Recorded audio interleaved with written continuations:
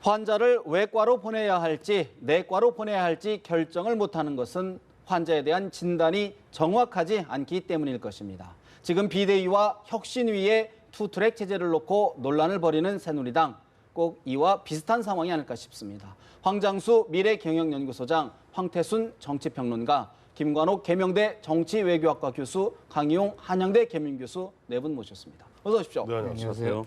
지금 청와대에서 박근혜 대통령과 3당 여야 원내 지도부가 총선 이후 첫, 그러고 보니까 오늘이 꼭 총선이 한 달이 딱 되는 날인데 여러 지금 회동을 하고 있는데, 자, 황 의원님, 예.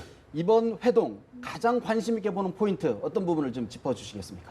지금 뭐 이미 보면 사전에 들어가기 전부터 야당 원내대표단에서는 얘기했죠. 우리는 이런 것, 요즘 뭐 가습기 살균제 피해, 가습기 살균제 피해라든가, 그다음에 임을 위한 행진곡이라든가, 그다음에 세월호 특별법 연장 문제 등 이런 거 반드시 관철시키겠다. 또 보면은 청와대 주변에서 나오는 것이 이번에 대통령께서 그래도 노동사업법하고 국회 선진화법 하지 않겠냐. 근데 사실 오늘 뭔가 탁 떨어지게 해서 합의를 갖다 보는 그런 자리는 아닐 거예요. 어떻게 보면은 박근혜 대통령도 여소야대 그렇게 바뀐 정치 환경하에서 야당하고도 대화를 통한 타협과 대화, 타협을 통해서 뭘 풀겠다는 의지를 보여주는 자리고, 또 야당, 또 국회 또한 보면은 바뀐 환경하에서 그래도 이제는 수평적으로 보면은 끌려가지 않고 보면 때로는 체크 앤 밸런스, 견제와 균형 속에서 어떻게 보면 국정을 운영하겠다는 서로 맞선 보는 자리이기 때문에 그 자체 하나만 갖고도 나름대로 큰 의미는 있다고 봐야지. 오늘 이거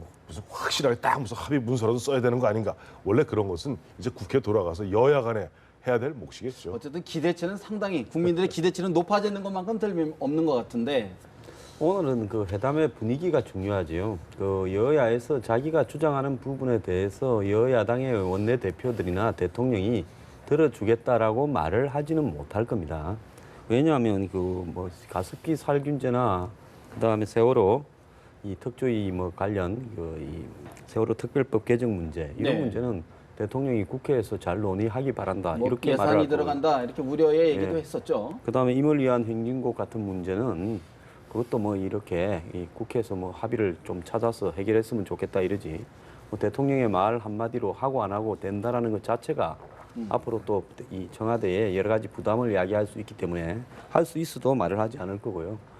야당이 이제 구조조정 문제에 대해서 이제 이 관련 어떤 책임자들 문책 이런 부분들을 요구할 수 있고, 또 환경부 장관 또 이런 문제 이런 부분에 대해서 이제 이 경질 등을 요구를 하는 분위기가 있을 수 있어요. 이걸 콕 집어서 말을 안 하겠지만 이런 문제에 대해서는 뭐 그냥 두루뭉실하게 답변할 수밖에 없을 거라고 보이고, 또 대통령이 지금 이렇게 추진시키고자 하는 뭐 경제활성화법, 노동사법이라든지 그다음에 서비스산업 활성화법, 규제 프리존 이런 문제에서도 야당이 오늘 대통령 앞이라고 그거 뭐 국회에서 통과시키겠습니까? 하겠습니까?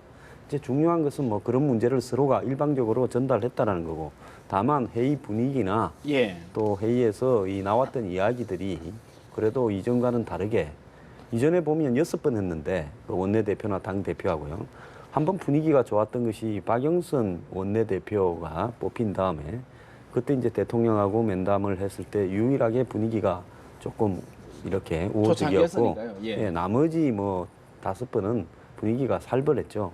그렇기 때문에 오늘도 뭐 특별한 그런 이야기는 없을 거라고 보이고, 다만 뭐 북한의 핵이라든지 안보 위기 부분에 대해서 대통령이 상당히 야권의 협조를 강조하는 부분에 대해서는 야당들이 뭐 이 부분에서는 적극 협력하겠다라고 뭐 서로 간에 긍정적으로 대안은 될 수 있겠죠. 그래도 좀 뭔가 구체적인, 그래도 좀 뭔가 하나씩 여러 가지 실마리는 좀 한두 개를 찾아야 되지 않을까 싶긴 한데, 김 교수님 어떻게 전망하십니까? 지금 뭐 이게 여소야대 국면에서 처음 시작하는 이제 협치의 시작이기 때문에, 특히나 이제 선거에서 패배한 청와대 입장에서는 뭔가 국민들에게 뭔가를 보여줘야 되는, 협치를 좀 원만하게 가져가는 어떤 리더십을 보여줘야 되는 그런 상황이기 때문에 조금 저는 뭐 조그만 거라도 좀 만들지 않을까 그런 기대를 해봅니다. 근데 이제 3가지 관점에서 보는데요. 첫째는 이제 소통을 어떻게 할 것이냐, 그다음에 성과를 어떻게 낼 것이냐, 그다음에 이거를 일회성으로 그냥 끝일 것이냐, 아니면 제도화할 것이냐, 뭐 이 3가지를 보는데요.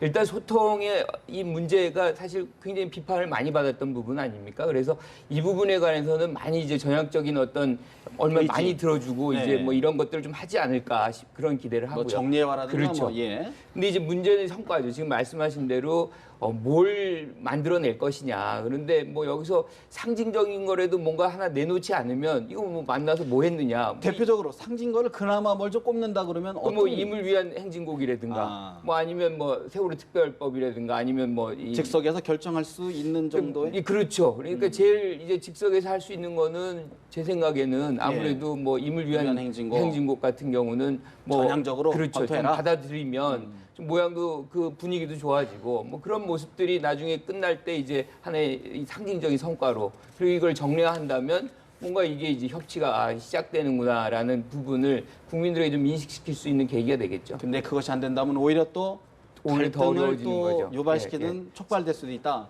그리고 강 교수님 어떻게 생각하십니까? 그러니까 앞에서 한 6차례 청와대 회동이 있었거든요. 야당과. 근데 그 결과가 사실은 이제 여소야대로 드러난 것이다. 그래서 과거의 어떤 불통 방식의 어떤 청와대 회동으로는 더 이상 전국을 혹은 국정을 이끌어가기 어렵다라는 게 또 많은 분들의 또 공통된 의견인 것 같습니다. 그 과정에서 결국에는 대통령이 어떻게 변화할지를 좀 판단하는 것, 그다음에 국회에 대한 태도를 어떻게 바꿀지 이런 부분들이 좀 드러나 주는 게 좀 필요할 것 같다는 생각이 좀 들고요.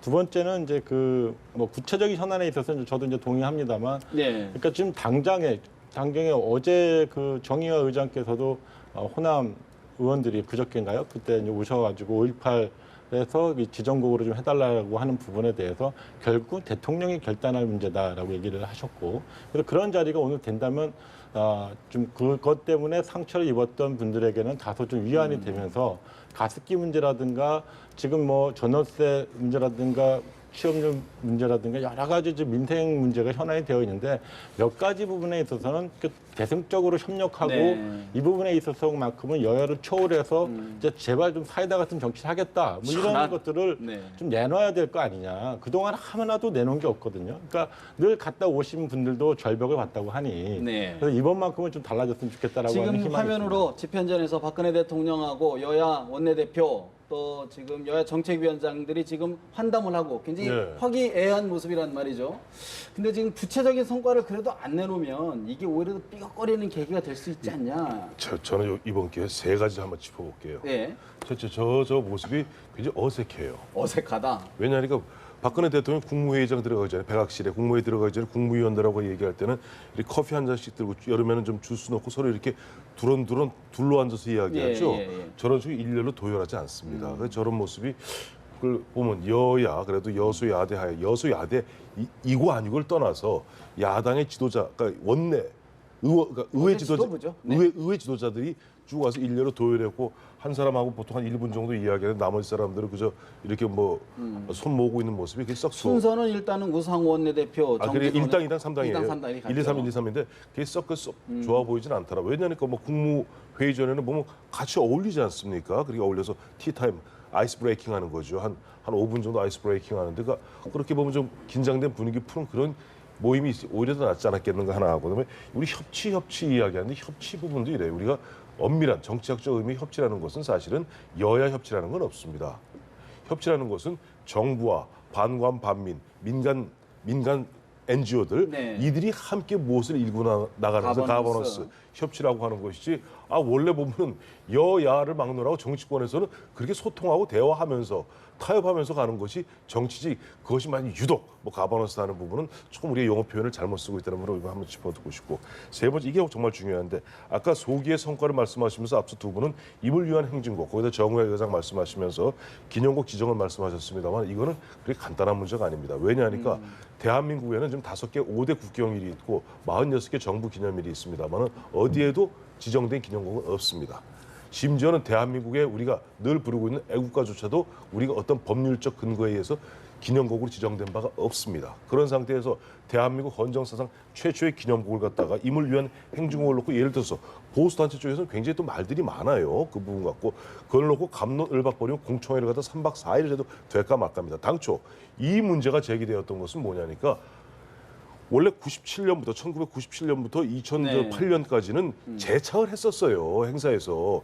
YS 말기였던 1997년에 5.18 그 행사를 국가 기념일로 지정을 해서 거기서 정부에서 행사를 했거든요. 그때 자연스럽게 12년 동안 재창을 해오다가 2009년에 와서 그 재창을 갖다가 식전 행사 합창으로 바꿨던 겁니다. 여기에서 유가족 측에서 다음에 피해자 측에서 5.18 재단 측에서 정말 화를 내면서 오히려 보면 네네. 별도 행사를 치르고 국민 통합의 계기가 되어야 될 그 행사 이렇게 됐던 거예요. 네. 그러니까 야당도 처음에 재창을 얘기했던 건데 재창 얘기를 하다 말고 갑자기 이제는 기념국 공식, 네. 지정을 해달라고 하면 이야기가 논점이 달라지게 됩니다. 그래서 이렇게 복잡한 문제를 갖고 오늘 대통령한테 기념국 지정해 주시오. 예, 정의의 의장만의 간단한 문제 아닙니다. 저는 오늘 그 야당 두 당에 사실상 대표가 있지 않습니까? 더민주당에는 김종인 대표가 있고 국민의당에는 안철수, 전정배 공동 대표가 있는데 원내대표가 같단 말입니다. 그 원내대표가 같다라는 부분은 결국은 그 국회 개원 전에 네. 서로 간에 합의해서 처리할 문제를 갖다가 한번 그 타진해보는. 대통령이 또 지금 뭐 야당은 대통령이 여당을 통제하고 있다 이렇게 생각을 하니까 그런 문제들을 갖다가 대화를 나누는 자리다 이렇게 보고요. 그래서 이제 세월호 특조위를 뭐 서로 특별법을 개정해서 특조위 임기를 연장하는 문제는 여기엔 국민의 세금이 들어가는 문제지 않습니까? 근데 이런 문제들은요, 야당도 예를 들어서 연장을 하려고 한다면 그 세월호 특조위에 근무하는 상근자들이 그렇게 이 중요한 문제를 갖다가 헌신적으로 소명의식을 가지고 하겠다고 하면 임금을 한 뭐 절반만 받겠다든가 왜 임기가 연장이 되는 거니까요. 처음에는 일 안 하고 받았지 네. 않습니까? 그럼 6개월 연장하면 50%만 받겠다든가 이런 어떤 부분으로 서로 간의 명분을 정리해 갈 필요가 있다고 봅니다. 그럼 그렇지 않고 그 문제를 갖다 단순히 임기를 연장한다면 네. 이 다수의 국민들은요 네. 그런 어떤 고위직 자리에서 월급을 계속 받으려고 그러는가 하는 생각을 하는 부분도 있습니다. 그다음에 더 나아가서 임을 위한 행진곡 같은 경우에 저렇게 한다고 해서 올해 대통령이 말을 해서 올해부터 5.18부터 불러라고 한다면 그동안의 이명 갈등의 최선봉에 대통령이 서 있다는 것을 자인하는 거 아니겠습니까? 그렇기 때문에 그 국민들의 지금 여론을 조사하고 합의를 통해서 좋은 결론을 도출하기를 네. 바란다라고 이야기해서 예. 한 1년간의 지금 유예 유예 기간을 기간? 거쳐서 내년에 어떻게 할 것인가 정하는 게 낫겠죠. 그걸 꼭 올해 불러야 이렇게 모든 것이 이루어진다. 그건 아니라고 지금 생각합니다. 네 분 말씀이 이렇게 엇갈리는데 청와대 분위기도 심상치 않을 것 같은데 어떻게 보십니까? 뭐 지금 말씀하신 대로 아까 처음 이제 보여를 했다 뭐 이런 거부터 좀 짚고 넘어가면 사실 며칠 전에 이제 의회 국회에서도 19대 이제 20대 의원들에 대해서 지나치게 과잉 의전을 했다 뭐 의전했다. 이런 건데 이것도 뭐 박 대통령이 그렇게 하겠어요. 의전을 그런 식으로 이제 하는데 의전 자체가 굉장히 이제 사실 형식적이고 뭐 이런 거죠. 그런데 지금 말씀하신 대로 마찬가지 논리라고 저는 생각합니다. 이게 지금 임을 위한 행진곡도 문제도 예컨대 지금 지정곡으로 해달라 아니면 뭐 재창이냐 합창이냐 뭐 이런 문제도 이렇게 뭐를 하나 그냥 규칙을 정해놓고 이걸 자꾸 그것에 잣대를 들이대면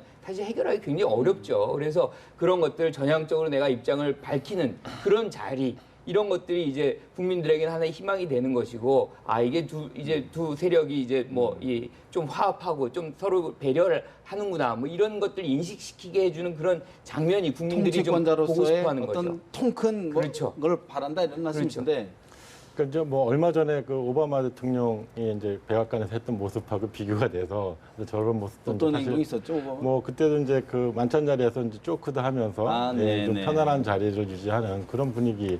뭐 또 불쑥 또 이제 기자실에 찾아와서 이제 이야기를 나누는 모습. 근데 사실 이런 뭐 부분하고 이제 뭐 대통령의 정치 토대가 문화가 다르니까. 문화와 예. 뭐 권위라는 부분에 있어서 좀 다르게 접근하는 문화가 있지만 좀 더 부드러웠으면 좋겠다는 건 저는 공감을 합니다. 근데 한 가지 더 말씀드리고 싶은 예. 거는 이제 임을 위한 행진곡 같은 경우에는 이제 아까 말씀하셨듯이 유례가 없는 일입니다. 그러나 또 거꾸로 2013년도에 국회에서 이걸 지정곡으로 해달라고 하는 정도로 또 유례가 없는 일이거든요. 그러니까 그것이 지금 결의안이 통과되었지만 계속 지금 묶여져 있는 상태고 보훈처에서도 그걸 안 하고 있는 것이고 사실 법적인 강제력이 없기 때문에 그런 것인데 그래도 결국에는 대통령이 네. 하셔야 되는 거다. 그러면 원래대로 뭐 재창하는 수준으로 돌아가는 그 상황까지는 뭐 어쩔 줄 모르겠지만 적어도 오늘 정도에는 그 결론을 좀 내려주시는 게 맞다 이렇게. 알겠습니다. 사실 뭐 임을 위한 행진곡 문제가 핵심 사안이 될 수는 그렇죠. 없을 것 같고요. 여러 여러 가지 안건 중에 하나가 논의될 텐데 어떤 결론이 될지 봐야 될 것 같고 오늘 여론조사 결과 참 말도 많고 탈도 많고 맞느냐 마느냐 여러 이야기가 있는데 오늘 보니까 한국갤럽 조사를 보니까 박근혜 대통령과 새누리당의 지지율이 소폭 주춤하는 모양새인 것 같은데 새누리당이 좀 뭔가 좀 화끈한 쇄신안을 안 내놓기 때문에 그런가요? 어떻게 보십니까? 아니 뭐 좀 그동안 뭐 일주일 사이에 화끈한 게 있었나요? 화끈한 게 없었잖아요. 화끈한 게 없었고 이게 이제 갤럽 같은 건 이제 매주 네. 이제 화수목해서 이제 금요일 날 발표하는데 사실 뭐 지난주 보면 4.13 총선 끝나고 그야말로 급락했죠. 뭐 급락했다가 지금 이제 어느 정도 반등해서 이제 정상치에 조금 근접해 있는 상태이기 때문에 당분간 이 추세가 그냥 그대로 갈 수밖에 없을 겁니다. 또 네. 별다른 이슈도 없었고 뭐 지지난주 같은 경우 이란 이란 갔다 오신 네. 게 며칠 됐어요. 벌써 꽤 됐잖아요. 시간이. 이란 다녀오신 지도 꽤 됐거든요. 그렇기 때문에 반영될 만큼 다 반영되었고 특별한 이번 한 주 동안은 여야 할 거 없이 큰 쟁점이 없었죠. 없이. 큰 쟁점이 없었고 당분간도 별로 없을 겁니다. 오늘 삼동 회동이 예. 좀 영향을 미칠 수 있을까? 아유, 삼자 회동하고 나면은 뭐 우리가 앞서 뭐 저도 마찬가지고 앞서 세 분도 마찬가지입니다. 오늘 기대치는 뭐 아까 뭐 가시적인 뭘 기대합니다 말씀하시면서도 제가 보니까 우리 김 교수님 입만 얘기하는 것 같지 눈은 아닌 것 같더라고요.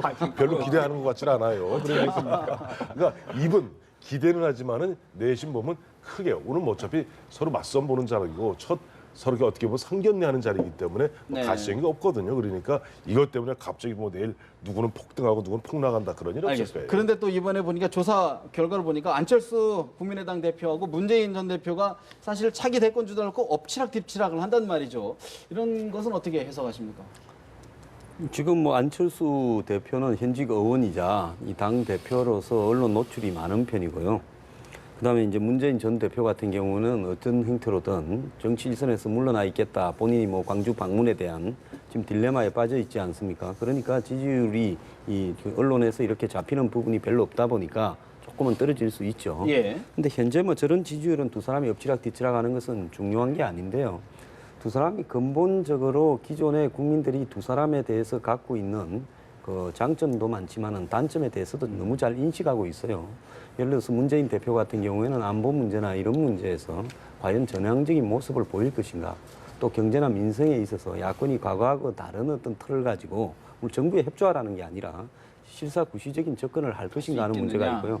안철수 의원은 하나의 사안에 대해서 이중적인 모습을 많이 보이고 있습니다.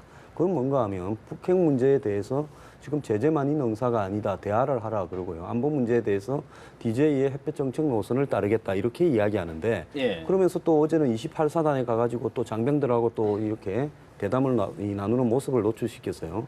그러니까 이 정체성의 혼란에 관한 문제를 계속 나올 수밖에 없는 거고 또 연정 문제를 해서 새누리당과 손을 잡는 거 아니냐라는 이런 모습을 비치니까 호남에서 지지율이 최근에 좀 떨어졌지 않습니까? 당이나 본인 개인 지지율이요.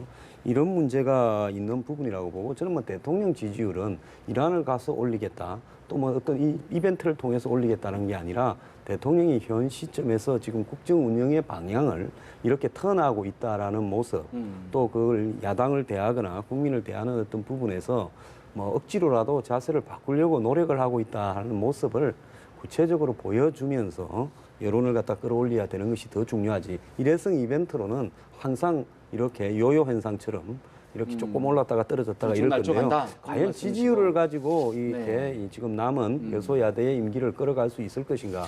그것은 좀 근데 어렵다 김 이렇게 교수님, 봅니다. 오늘 갤럽 여론조사 결과 중에 하나 또 눈에 띄는 게 사실 이제 오세훈 전 서울시장 같은 경우에 이번 총선에서 낙선하지 않았습니까? 네. 그런데도 오히려 자꾸 좀 상승 추세란 말이죠. 이거는 어떤 현상으로 이해해야 될까요? 저는 뭐 개인적으로 지금 워낙 새누리당의 대권 후보들이 빈곤하고 대안이 사실상 없지 않습니까?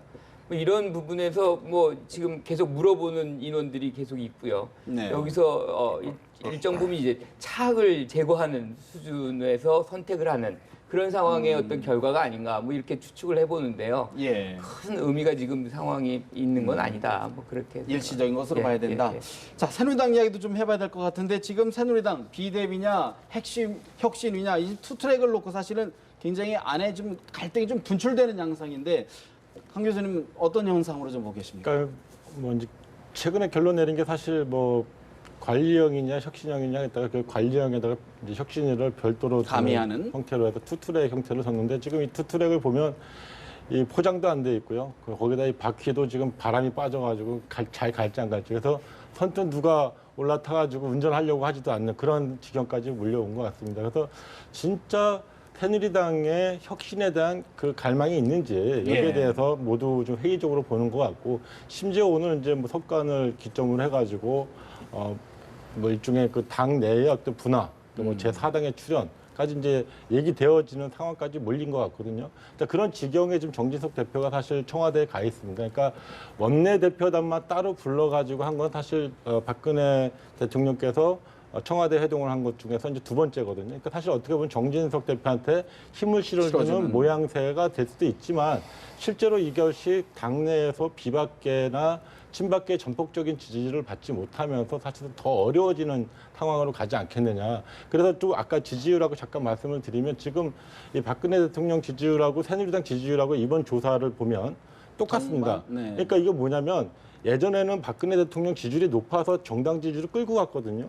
그런데 이게 이제 같아졌다는 거는 낮아질 수도 있다는 것을 의미하기 때문에 향후에 당과 대통령과의 관계에 있어서 주요한 변수로 작동할 수 있다. 이런 것들을 좀 미리 하나의 전망을 포인트로 봐야 된다는 부분인데 사실 황 의원님 예. 지금 새누리당 핵심 논점 쟁점의 하나가 혁신위가 과연 실권을 쥐고 새누리당의 어떤 정말 혁신 변화를 이끌어낼 수 있겠느냐는 의구심이 하나 있거든요. 어떻게 보십니까? 그 의심이죠. 네. 못 믿겠다는 거 아니에요. 지금 보면은 마침 우리 2014년에 당시 7.14 전당대회에서 김무성 대표 체제 출범하자마자 김무성 대표가 보수혁신위원회라는 걸 갖다 구성했습니다. 그때 김문수 전 경기지사를 보수혁신위원장으로 영입해서 한 6, 7개월 동안 보수혁신위원회를 했어요. 그때 마지막 도출에는 그 많은 결론인데 다 꺼졌고 딱 하나 살아남았어요. 국민공천제, 오픈 프라이머리, 뭐 그것도 나중에 다 현실적으로 없어지고 말았습니다. 그러다 보니까 지금 새누리당 의원들 입장에서는 또 이러는 거 아닌가 하는 얘기로 쇼만 하다 마는 거 아닌가 하는 의구심들이 있는 거예요. 그리고 또 외부에서 자 혁신위원장 와주시죠 얘기하면 에이 그거 뭐 어차피 그래서 안 될 거 내가 가서 괜히 스타일만 구기려고 내가 왜 가. 서로 손사래들만 치고 있어요. 그렇죠. 그래서 아까도 잠깐 나왔습니다만 지금 오늘 중에 아마 결정을 했었을 거예요. 그러니까 이것을 갖다 중간에 보면 의총이니 당선자 대회니 거기다 뭐 비대위니 이 과정을 거치게 되면 그 과정 거칠 때마다 이 굴절이 되어갖고 나중에 최종 결론 나면 엉망진창이 된다는 거예요. 네. 그래서 아예 중간 과정 딱 생략하고 원래 보면 무슨 그 과정이 다 수임 기관 아닙니까? 원 기관인 전당대회 그 바로 아래 단계죠. 그게 전국 상임위원회예요. 상임전국위원회하고 전국위원회가 17일날 열어서 아예 중간 과정에서 여러 사람 입 못 대게 바로 가겠다. 그래서 결론 내고 그 당원 당규를 개정해서라도 혁신위원장에게는 그야말로 막강한 정권을 드리겠다. 그러면서 그 모델을 어디서 찾냐니까 2005년 모델을 찾는 거예요. 천막당사 모델입니까? 천막당사 직후에 당시 한나라당이 이래서는 안 된다. 가까스로 이번에 천막당사 치고 모면을 했지만은 우리가 2007년 대선 앞두고 이런 식으로 하면 안 된다 그래서 박근혜 대표가 자기의 기득권을 내려놓고 홍준표 영입을 해서 그렇죠. 홍준표 의원입니다. 그때는 네네. 홍준표 의원입니다. 홍준표 삼선 의원인데 홍준표는 우리 다 기억하시겠습니다만은 박근혜 대표의 가장 막강한 라이벌이었던 이명박 서울시장의 대학교 후배이자 측근이에요. 그 사람을 갖다가 혁신위원장으로 만들어서 무려 9개월 동안 때로는 박근혜 대표의 최측근인 김무성 사무총장하고 거의 6탄 일보 직전까지 그렇게 푸닥닥거리면서 만들어내서 어쨌든 한나라당이 재집권할 수 있는 정권을 갖다 재집권할 수 있는 기반을 만들었던 것이 그러면 그 모델이거든요. 지금 모델로 그걸로 가겠다는 거예요. 지금. 그 정도까지 과연 가능할 것이라고 저는 가능하다고 봐요. 가능하다. 왜냐하니까 지금 보면 상당수의 새누리당의 중진 의원들은 야당 생활을 해봤습니다. 풍찬 노숙을 해봤어요. 참여정부 시절에. 또 그전에 국민의 정부 시절에 풍찬 노숙을 해봤고 이번에 만약에 권력을 놓치게 되면 이건 당원들뿐 아닙니다. 국회의원뿐 아닙니다. 보수 세력 상당수가 그걸 알고 있습니다. 실제 보면은 대못이 박혀야 되는 그 아픔을 갖다가 뼈저리게 느끼고 있기 때문에 웬만하면은 정권 주는 부분에 대해서 동의할 가능성이 크다고 봅니다. 아픔에 맞을 것이다. 어떻게 보십니까? 저는 이 구조가 세 가지 측면에서 문제가 있다고 봅니다. 첫째가 이제 지금 말씀하시는 권한인데 권한은 지금 뭐 특별히 해가지고 권한을 준다는 얘기 아닙니까? 그럼 뭐 문제가 이제 해소된다고 해도 더 큰 문제는 예. 사실상 기간의 문제입니다. 아. 2개월짜리로 2개월을 이렇게 위임받고 가는 건데요. 아니에요. 그 기한 혁신이 기한이 없습니다. 아, 기한이 없나요? 없습니다. 어쨌든, 예, 그래서 예. 반대 예, 없습니다. 그런데 이제 기한이 어떤 얼만큼 식으로는 줄 지금 것이냐. 규정이 안 된 거 아닙니까? 안 됐어요. 안 예, 됐으면 기본적으로 혁신위를 출범하면은 그거는 대표가 전당대회에서 뽑힌다 하더라도 혁신위는 같이 투트랙으로 갑니다. 계속. 그리고 계속 이게 간다. 경우에 따라서 혁신안이 연말까지 갈 수도 있습니다. 아, 혁신이. 그렇습니다. 예. 이제 뭐 그러면 좀 얘기를 달리 할 수도 있는데요. 문제는 이제 그 기간인 거죠. 네. 2개월까지라고 얘기한다면 사실상 그 2개월 동안 할 수 있는 게 거의 또 없습니다. 새로운 당 지도부가 그렇죠. 어떻게 그리고 바라볼 이제 것이냐. 전당대회를 거쳐서 새로운 지도부 들어오면 권력이 또 다시 나눠져야 되는 부분이고 이게 굉장히 사실 곤란스러운 부분이기 때문에 기간의 문제가 어떻게 조정이 되느냐가 굉장히 중요한 것이고 또 하나가 이제 반사 효과입니다. 반사 효과는 누구의 반사 효과냐면 김종인 반사 효과인데 실질적으로 비대위를 해서 저 정도까지 했는데도 불구하고 김종인 대표가 당 내에서 공격을 받고 비판을 받는 그런 상황인데 네. 누가 여기 와서 지금의 아주 어려운 상황에 와서 이 짧은 기간 동안에 권한도 어느 정도를 줄지 모르는 상황에서 와서 들어와서 하겠느냐. 김종인 비대위원장의 반면 교사가 있을 것이다. 그런 말씀이신데. 저는 나쁘고 좋고를 떠나서 현실을 냉정하게 봐야죠. 정진석 원내대표가 비박이라고 표방했지만은 친박의 지지를 받아서 될 거라고 했는데 그대로 됐지 않습니까? 비대위원장 개명할 거라고 봤는데 그대로 개명을 하지 않습니까? 그리고 이제 혁신위는 이렇게 자민국의처럼 만들 거라고 봤는데 그렇게 가고 있고요.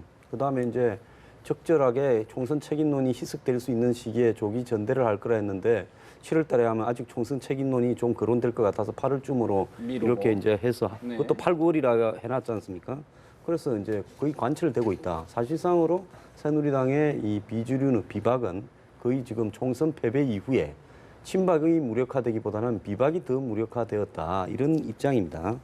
근데 지난번에 이 더민주당의 혁신위를 만들어가 문재인 대표가 그때도 이 보궐선거에 패배해서 물러나라고 하니까 그걸 갖다가 모면하기 위해서 김상곤 전 교육감을 데려다가 혁신위원회를 만들었고 조국 이 교수도 들어가고 해서 정권을 주니 안 주니 했지만은 결국 비주류는 그런 부분을 인정하지 않고 결국 혁신안에 대한 추인 과정에서 서로 뜻이 갈려서 탈당을 해서 국민의당이 찬당되었지 않습니까? 예. 그래서 이런 부분을 볼 때요. 그렇게 절박하고 그렇게 혁신이 필요하다고 생각한다면 혁신위하고 비대위를 같이 해서 한 6개월 정도 연말까지 끌고 가라. 네. 그렇게 해서 혁신한 다음에 출발을 하면 되죠.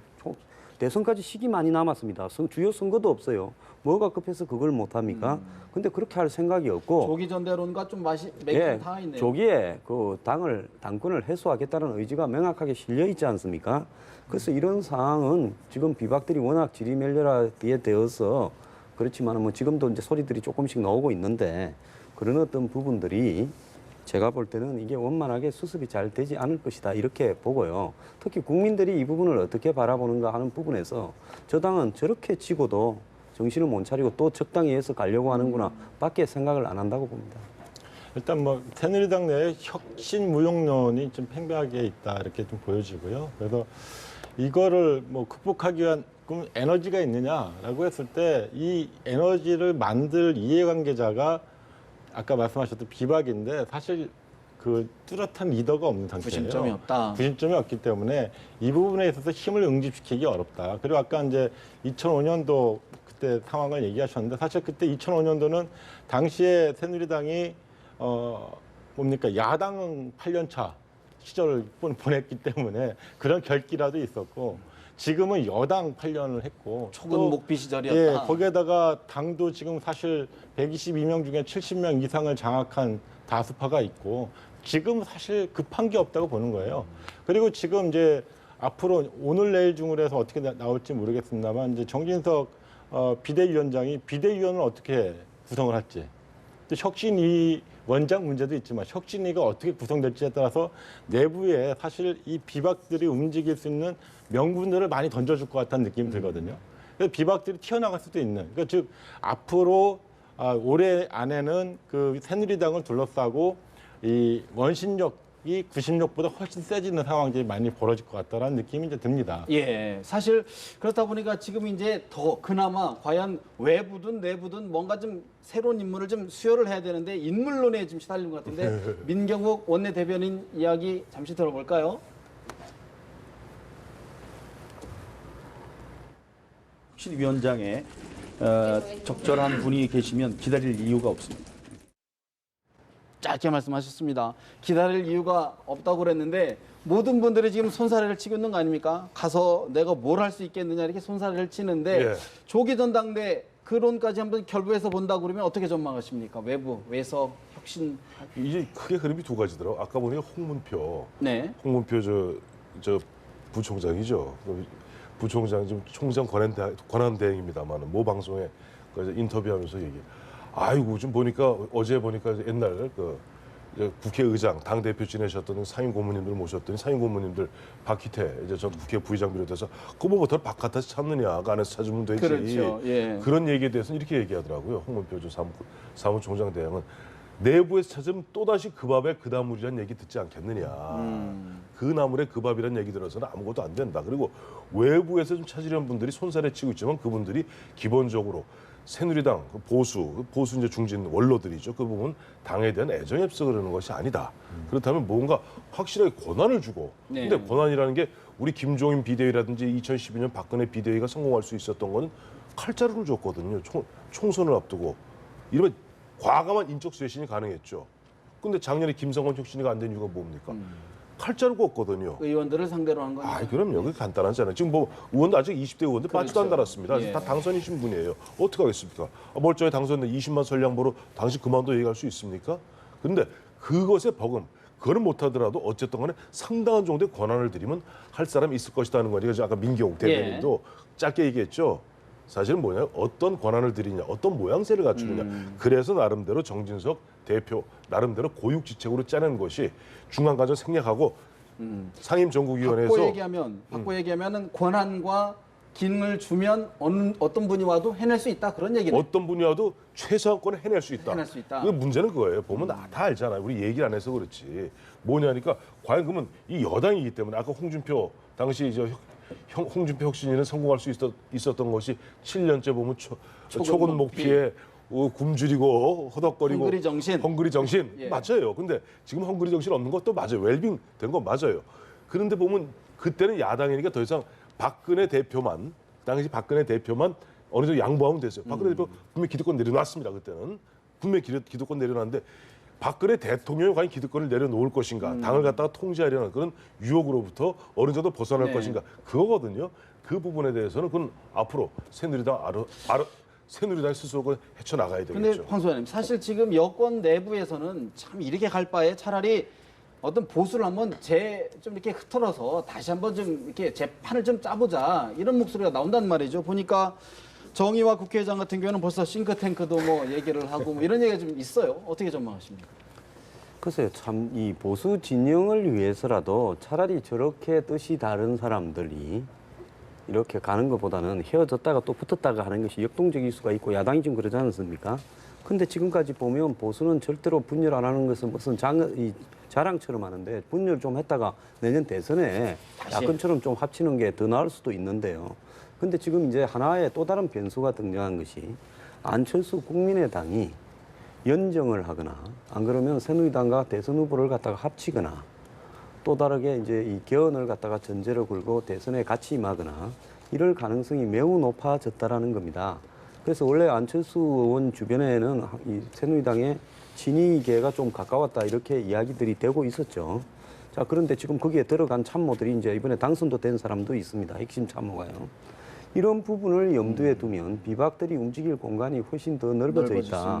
정의화 의장이 그 새 한국 비전이라는 정치 결사체를 만드는데 그때 만찬을 할 때 당선자나 그다음에 낙선자, 공천 낙선한 분들을 이렇게 불렀는데 대부분 비박 친위 분들이거든요. 그래서 지금 현재 아마 비박들이 당 내부에서 여러 가지 어떤 권한 장악, 당권 싸움 이런 데를 하다가 아마 8월 전당대회에서 또 패배하게 되겠죠. 그렇게 되었을 때는 아마 비박들이 일정하게 안철수 국민의당이라는 공간이 있기 때문에 이 공간에 합류를 하는 시도를 할 수도 있다고 봅니다. 사실 정두원 의원 같은 분은 내년 4월 재보선이 어떤 분수령이 될 수 있다라고까지 얘기했는데 어떻게 전망하십니까? 그러니까 우리 안철수 대표가 지금 사실 뭐 지지율 1위 나오고 한 이유가 뭐냐라고 봤을 때 1, 2등을 다퉜던 김무성 대표가 사실 빠지면서 그 지지율이 어디 갔느냐라고 했을 때 글로 간 거 아니냐라고 하는 사람들이 이제 전문가들이 많이 그렇게 보고 있거든요. 그러니까 실제로 그 과정에 있어서 뭐 새누리당의 비주류하고 안철수하고의 어떤 향후의 어떤 연합 가능성이라든가 공통 분모가 있다. 있다라고 이제 보는 게 좀 큰 흐름이었던 것 같고 이번 총선에서도 그런 흐름들이 일부 드러났다고 보여집니다. 근데 요는 아까 제가 말씀드렸듯이 새누리당을 둘러싸고 어찌됐건 외부에서 뭔가 변수들이 있고, 그러니까 과거에는 없었던 제3당의 존재가 사실은 뭔가 용기를 낼 수 있는, 변화를 꾀할 수 있는 그런 이제 모티브를 제공하고 있고, 그 다음에 당내 주요 인사들이 지금 복당을 하지 않고 있는 분들이 계십니다. 근데 이분들이 외부에서 사실상 외부의 구심점 역할, 이 새누리당 입장에서 보면 원심력의 역할을 할 수 있는 가능성이 대단히 농후해졌다 이렇게 보여집니다. 그래서 최종적으로는 3당 체제에서 4당 체제로도 갈 수 있고, 아니면 전면적인 새로운 질서 재편까지 좀 염두에 둘 수 있는 개헌론까지 맞물리는 그런 폭넓은 정계 개편도 있을 수 있다. 네. 그 관점에서 반기훈 유엔 사무총장이 어떤 포인트, 촉매자가 될까요? 어떻게 전망하십니까? 저는 이제 촉매자가 될 수 있을 거라고 보여집니다. 그래서 이제 반기문 총장 같은 경우에 이제 어찌됐건 지금 뭐 이번에 오셔갖고 이제 국내 일정을 5월달부터 이제 좀 소화를 예. 하시고, 그 과정에서 어떻게 정치적으로 해석하느냐에 따라 다르겠지만 여전히 이제 본인 입장은 관심 없다라는 입장이긴 하지만, 그것을 누구에게 지금 있는 정당이 어느 정당에 내가 뭐 소속된다거나 그렇게 하지는 전혀 않으실 것 같고, 아직 임기가 있기 때문에 큰 흐름 속에서 자신의 위치가 이 전체 정계 흐름이라든가 정계 개편의 과정에서 네. 어디에 포지셔닝을 할지는 네. 스스로 결정하실 것 같다 생각이 듭니다. 충청 대망론이 꿈틀꿈틀 계속하는 것 같습니다. 어떻게 전망하십니까? 지금 이제 정계 개편이 화두가 될 가능성이 매우 높죠. 이미 이제 원희룡 지사가 그 얘기를 했는데, 지금 뭐 정의와 의장이 모임을 하나 만들었지 않습니까? 네네. 근데 그 구성을 보면 상당히 여야를 망라한 그런, 다시 얘기하면 중도성을 강조한다는 얘기죠. 뭐 그렇다고 보면 지금 선거 국면이 지났기 때문에 이제 차근차근히 하겠지만, 대선 국면이 되면 기존의 정당들과 연합을 하거나 뭐 이 합당을 하거나 뭐 그럴 가능성이 굉장히 높습니다. 예. 예컨대 이제 그런 데서 가장 대표적으로 이제 파트너가 될 수 있는 것이 국민의당인 거죠. 일단 구성원도 정책 기조도 굉장히 중도성을 강조하는, 특히나 이제 국민의당 입장도 그렇고 여기도 그렇고 두 거대 기존 정당에서 자기 자리를 차지해야 되는 어떤 역학 구도가 있기 때문에 네. 사실상 이 가장 좋은 파트너일 수 있다. 호남 분들이 과연 어떻게 생각할지 궁금하긴 한데, 사실 더불어민주당 회초리를 맡겠다며 어제부터 광주에 가서 당선인 워크숍을 열었습니다. 우상호 원내대표의 이야기 잠시 들어볼까요? 우리는 오늘 승리자로 온 것이 아니고 패배자로서 이곳 호남을 방문했습니다. 어떻게 우리에게 호된 채찍질을 하신 호남 민심 앞에서 잘못했습니다 빌고 경청하고 그리고 거듭나겠다는 약속을 하러 온 것입니다. 승리자로 온 것이 아니라 패배자로 온 것이다. 회초리를 맡겠다. 안 가는 것보다는 낫겠는데 과연 호남 분들이 이런 걸 원하는 건지 저는 잘 모르겠습니다. 어떻게 생각하십니까? 근데 승리자로 온 것은 뭐냐면 일당 123석이죠. 또 패배자로 온 것은 광주제로입니다. 근데 어쨌든 어제 나왔던 얘기지 그런 얘기도 나왔더군요. 보면 아이고 저 뭐야 일단 저 조광지천인데 이렇게 팽당한 조광지처 뭐 이런 식의 어떤 얘기도 나왔다 그러던데, 더불어민주당 입장에서는 어쨌든 보면은 호남 민심이 더불어민주당을 버린 건 아니지 않습니까? 버린 건 아니거든요. 그렇다면은 성심을 갖고 진심을 갖고 계속 보면 뭔가 계속 지성이면 감천이란 말도 있으니까 그렇게 네. 해야 되겠죠. 왜냐하니까 여당 아닌 더불어민주당에서는 어쨌든 광주, 호남이 보면 자신들의 심장일 수밖에 없고, 그 심장을 갖다가 어쨌든 어떤 자기들의 잘못에 의해서 국민의당에게 고스란히 넘겨주지 않았습니까? 그렇다면 거기에 대해서 뭔가 다시 만회하려는 그런 노력들은 몸부림이다. 지속적으로 해야 보여야 된다. 되고, 또 그런 측면에서 어제도 보니까 뭐 쓴소리도 많고, 근데 또 어떤 의원님인지 모르겠습니다만 또 하품을 하셔갖고 네, 욕을 좀 드시더군요. 하품이 나오느냐? 예, 회초리까지 맞았더라고요. 일단 뭐 자주 찾아뵈야 또 미운 자식도 정이 드는 법인 것 같습니다. 그래서 쓴소리 듣겠다고 해서 갔고, 또 쓴소리 듣고 왔고, 또 그것도 모자라서 이제 오늘 아침에는 이제 초선 의원들 20여 명이 또 그 시장통을 찾아가서 네. 거기서 또 직접 우리한테 좀 이야기 좀 해달라고 해서 또 순서를 듣고 이런 자세, 그러니까 더 낮은 자세로 찾아뵙는 이런 것들이 필요할 거라고 보여지고요. 그러니까 광주 첫 방문에 대해서 너무 많은 정치적 의미를 부여할 필요는 없다. 전국 정당으로서 결국 호남 민심은 더불어민주당이 수권 정당으로서 위세를 갖추게 되면 네. 함께 또 지지를 회복해 주실 것이다. 이런 믿음이 필요할 것 같습니다. 결국은 전국 정당 문제는 경제라며 김종인 대표도 계속 그 기조를 논조를 좀 이어가고 있는데 어떻게 근데 굉장히 대형적인 모습들입니다. 특정 지역에만 가서 무릎을 꿇고 거기 가서 정계 은퇴 이야기하고 대선 불출마 이야기하고 회초리 맞겠다고요. 이거는 호남을 살리는 게 아니라 궁극적으로 장기적으로는 고립시키고 죽이는 일입니다. 그렇게 이야기할 게 아니라 우리가 여태까지 뭘 잘못했고 왜 계속 선거에 실패했고 대선에 실패했는가에 대해서 자기 고백을 하고요. 우리가 경제나 민생에 이런 부분에 매진을 해서 호남의 재평가를 한번 받아보겠다라고 이야기를 당당히 해야 되지요. 그래서 저런 부분이 굉장히 잘못되어 갈 수 있다는 것은 이 소외 고립에 기인한 어떤 안티테제, 반명제를 갖다가 자극을 해가지고요. 이 포퓰리즘식 어떤 이 호남의 정치에 대한 민심을 대응적으로 인도하는 부분일 수도 있습니다. 왜냐하면 그런 부분에 대한 분노, 뭘 잘못했는가 하는 분노가요. 결국 우리 지역에만 이롭나 이롭지 않나라는 행태로 받아들여지는 부분을 계속 강조해 갈 수 있거든요. 네. 호남 분들이 꼭 그렇게 생각한다고 저는 안 봅니다. 정치하는 것이 하도 시원치 않으니까 비판하는 거죠. 그런 부분에서 이제는 좀 성숙한 모습을 보여야지 언제까지 저런 행태로 그냥 무릎 꿇고 고소해서 표받으려고 좀 더 합니까? 쉽게 얘기하면 오히려 지역주의를 부추기는 것 아니냐 그런 말씀으로도 들리는데 어떻게 해석하십니까? 지금 뭐 행사 중심으로 뭐 이렇게 접근해서는 좀 한계가 있다. 지금 뭐 좋게 평가하면 당선자들을 모시고 간 거 아닙니까? 그러니까 첫 인사를 인사를 드려. 예. 광주에서 한다. 뭐 이 긍정적으로 좀 봐줄 수 있지만 그렇게 양적으로 계속 민다 그래가지고 호남 민심이 바뀌거나 이럴 것 같지는 않습니다. 기본적으로 이제 탈당하기 전에, 즉 국민의당이 만들기 전에부터 거슬러 올라가서 실적으로 어떻게 해서 이 패배가 됐는지, 예컨대 4.13 총선의 백서를 만들겠지만 호남 패배에 대한 원인을 규명하는 백서도 만들고, 제일 중요한 거는 사실 거기서 어떻게 접근했느냐는 거거든요. 그러니까 유권자들은 분명히 내 대표가 저 사람인데 저 사람을 인정 안 한다는 얘기예요. 그러면 나까지 인정 안 한다는 그런 개념 속에서 사실 이런 일들이 벌어졌고, 그게 대구에서도 똑같이 사실 나타난 그렇죠. 거거든요. 그래서 이거를 기본적으로 이제 접근하는 법을 포용하고, 오히려 이기려면 포용하고 이렇게 배려하고, 뭐 이런 것이 훨씬 더 이제 나을 수 있는 방법인 거죠. 그래서 좀 전략을 네. 새롭게 이제 민심을 파고들 수 있는 전략을 이제 짜야 될 필요가 있다라고 봅니다. 그렇군요. 주어진 과제다. 그래서 이제 예전 같았으면 이제 더불어민주당만 있었지만 이제 국민의당이 있거든요. 그 호남에서 경쟁 체제가 굳혀졌기 때문에 사실상 민심을 되돌린다는 게 더 어려워졌거든요. 그래서 2배, 3배 더 힘과 노력을 기울여야 되는 상황이 온 것 같습니다. 그래서 사실 첫 번째 당선자 대회라고 하는 점에서 그 장소와 시기라는 점에서 상당히 고민을 많이 했던 건 사실인 것 같고요. 그 장소성과 시기성을 잘 맞아야 사실 가서 드리는 말씀도, 메시지도 힘을 얻는데, 그 부분에 있어서 네. 뭐 이번 거에서 여러 평가가 있을 수 있겠지만 적절했다 이렇게 보여집니다. 알겠습니다. 사실 지금 중도층 껴안기 국민의당과 더불어민주당의 경쟁이 좀 치열해지고 있어요. 아까 모두에 말씀해 주셨던 것처럼 지금 국민 안보 행보를 펼치고 있지 않습니까? 그렇죠. 어떻게 평가하십니까? 근데 이제 오늘 어제 아까 호남에서 광주에서 네. 하는 부분 이제 그 얘기하다 여기까지 왔잖아요. 근데 이번에 가만히 보면 아까 우리 김 교수님 말씀하셨나요? 보면은 당선인들 갖다 다 123명 네. 갖고 선보여 그 야당의 이제 심장은 광주 안에 광주에서 한 석도 못 얻었습니다만 또 28석 중에 3석밖에 못 얻었습니다. 근데 가만히 보면 123명 중에요. 부산 경남에서 8석이에요.